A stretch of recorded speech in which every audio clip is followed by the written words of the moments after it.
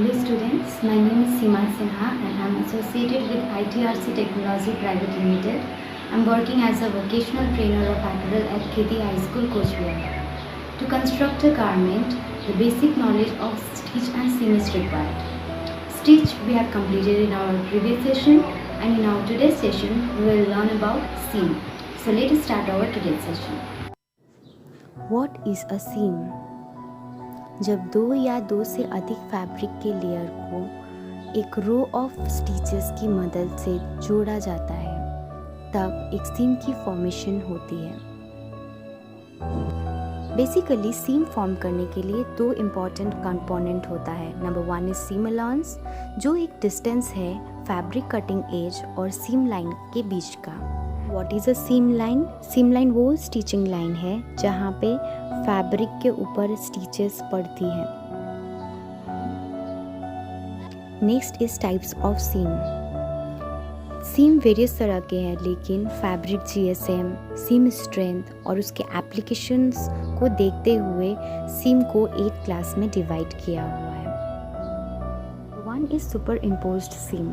जब एक फैब्रिक के लेयर को और एक फैब्रिक के लेयर के ऊपर रखकर साइड में स्टिच करते हैं तब सुपर इम्पोज सीम या फिर प्लेन सीम की फॉर्मेशन होती है। ये मोस्ट कॉमनली यूज़ होने वाली सीम है और इसके फैब्रिक एंड सेम डायरेक्शन में होते हैं। इसे स्टिच करने के लिए लॉक स्टिच या फिर multi thread chain stitch use किया जाता है। इसे हम लोग इन सीम या फिर साइड सीम ये सब अटैच करने के लिए यूज़ करते हैं। कभी कभी इसको बेल्ट एंड्स की फिनिशिंग करने के लिए भी यूज़ करते हैं और मोस्टली शर्ट के कॉलर्स और कफ को भी अटैच करने के लिए यूज़ किया जाता है। नॉर्मली एक इलास्टिक को वेस्ट लाइन के साथ अटैच करने के टाइम में भी हम लोग सुपर इम्पोज सीम की मदद लेते हैं। ये है कुछ एग्जाम्पल्स।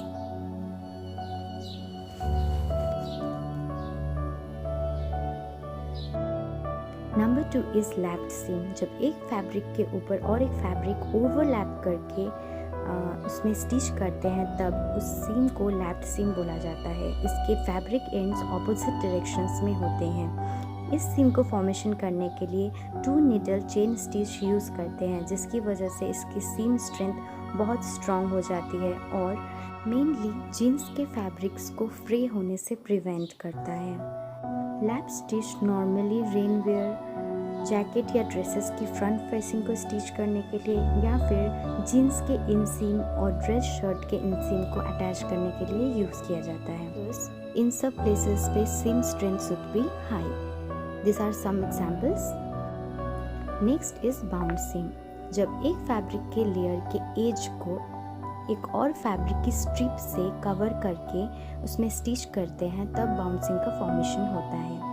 ये नॉर्मली उस फैब्रिक के फ्रेइंग एज को कवर करके उसे फिनिश करने के लिए किया जाता है, लेकिन इसको डेकोरेटिव पर्पस के लिए भी यूज़ करते हैं। जो स्टिच इसमें यूज़ होता है वो है मल्टी थ्रेड चेन स्टिच या फिर lock stitch.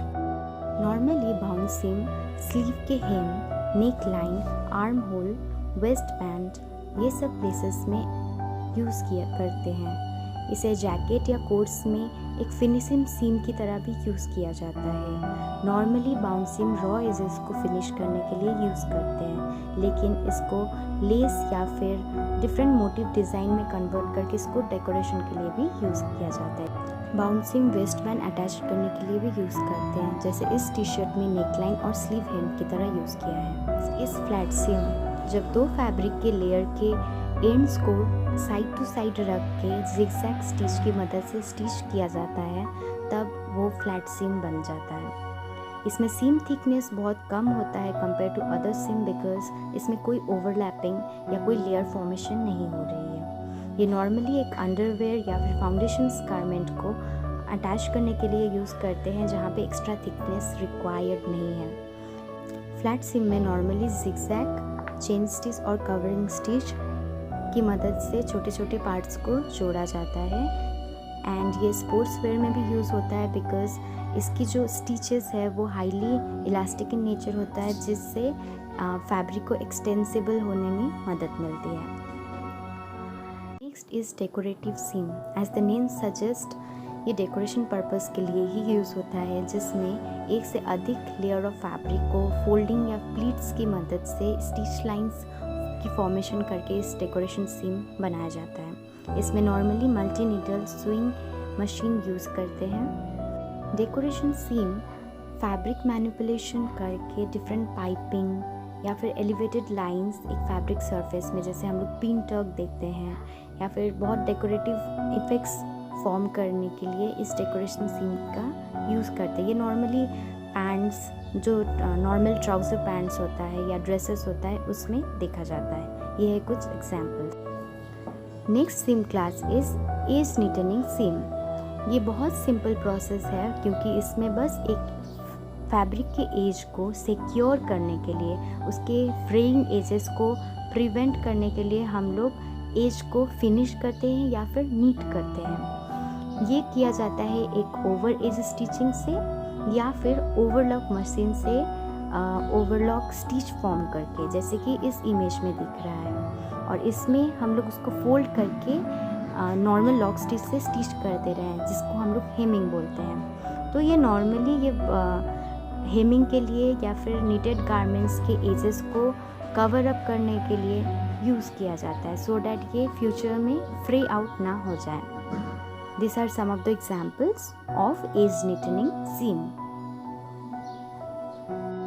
Next seam class is seam class 7 or attaching of separate items. इस टाइप ऑफ सीम में एक एक्स्ट्रा कंपोनेंट को फैब्रिक के प्लाई के साथ अटैच किया जाता है। ये नॉर्मली फंक्शनल पर्पस के लिए भी हो सकता है या फिर डेकोरेशन के लिए भी यूज़ होता है। फॉर एग्जांपल, अंडर गारमेंट्स में जो इलास्टिक यूज़ करते हैं वो फंक्शनल पर्पस के लिए यूज़ कर रहे हैं। जैसे यहाँ पे आप देख रहे हैं, एक इलास्टिक को एक फैब्रिक प्लाई के साथ अटैच किया जा रहा है। लेकिन अगर वो फैब्रिक प्लाई के साथ कोई रिबन या फिर लेस अटैच हो रहा है तो वो एक डेकोरेशन पर्पस के लिए यूज़ हो रहा है। ये है एक बटन होल इलास्टिक जो बेबी गारमेंट्स में नॉर्मली यूज़ होता है। Next seam class is single ply construction और seam class 8। In this class एक स्ट्रिप ऑफ फैब्रिक को दो साइड से फोल्ड करके डिफरेंट वेज में डिफरेंट स्ट्रक्चर्स का फॉर्मेशन होता है। ये नॉर्मली एक जीन्स का जो बेल्ट लूप होता है या फिर ट्राउज़र पैंट्स में जो लूप्स होता है, वो सारी चीज़ों को फॉर्म करने के लिए यूज़ किया जाता है। जैसे कि आप लोग एग्जाम्पल में देख सकते हैं, जो बेल्ट लूप है वो है हम लोग का सीम class 8। Now that was all about seam, its component and its classification. Now it's the question time. So for my students, I am posting few of the questions on the topic seam. I would like everyone to answer it in the comment box. If you have any doubts or any questions, you can also post them here. Thank you so much.